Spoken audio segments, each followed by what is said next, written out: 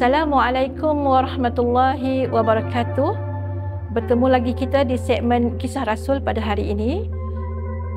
Apa khabar semua?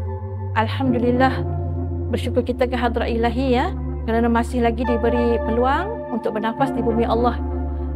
InsyaAllah pada hari ini kita akan berkenalan dengan seorang lagi Nabi, iaitu Nabi yang digelar Israel. Okey, siapa tahu siapakah Nabi yang digelar Israel? Apa? Nabi Yaqub? Ya, betul. Ahsantum. Hari ini kita akan mengambil iktibar daripada kisah Rasul yang mulia, iaitu Nabi Yaqub alaihi salam. Nabi Yaqub alaihi salam adalah anak kepada Nabi Ishaq alaihi salam. Mengikut ahli sejarah, Nabi Yaqub alaihi salam juga digelar Israel. Isra bermaksud hamba dan El berarti Allah.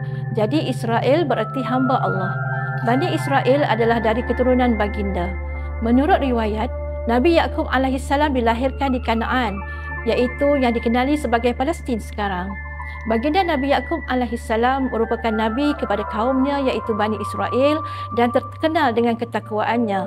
Berita kenabiannya ada diceritakan dalam surah Hud ayat 71, iaitu kami sampaikan berita gembira tentang kelahiran Ishak dan sesudahnya lahir pula Yaqub. Sidang penonton yang dirahmati Allah sekalian, Nabi Yaqub alaihi salam mempunyai abang kembar bernama Al-Ish, dan kedua-duanya merupakan anak yang soleh serta taat kepada ibu bapa mereka. Nabi Yaqub alaihi salam telah berkahwin dengan 4 orang isteri, iaitu Laya, Rahil, Balha dan Zulfa, serta telah memperolehi 12 orang cahaya mata, antaranya Nabi Yusuf alaihi salam. Sebelum Nabi Yaqub alaihi salam wafat, baginda telah menghadapi suatu peristiwa yang berat berkaitan dengan anaknya, iaitu Nabi Yusuf alaihi salam yang diutuskan kepada penduduk Mesir. Selepas peristiwa tersebut, baginda telah menetap di Mesir selama 17 tahun. Sidang penonton yang dirahmati Allah, di saat menghadapi kematiannya, Nabi Yaqub alaihi salam sempat memberi wasiat kepada anak-anaknya, seperti disebut dalam surah Al-Baqarah ayat 133. Apakah kamu akan turut hadir pada ketika Yaqub didatangi maut? Ketika itu dia berkata kepada anak-anaknya, apakah yang akan kamu sembah setelah kematianku?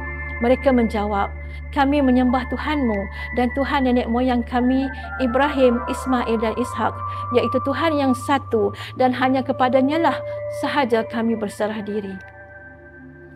Menurut riwayat, Nabi Yaqub telah wafat di Mesir pada usia 147 tahun dan disemadikan di Syam di samping makam ayahandanya, iaitu Nabi Ishak alaihi salam dan datuknya Nabi Ibrahim alaihi salam.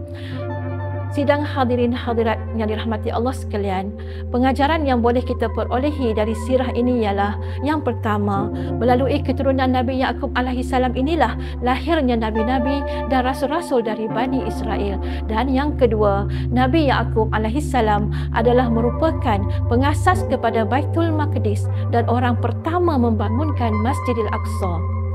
Dari sungai ke senggara, Palestin pasti merdeka. Sekian, wabillahi taufiq wal hidayah. Wassalamualaikum warahmatullahi wabarakatuh.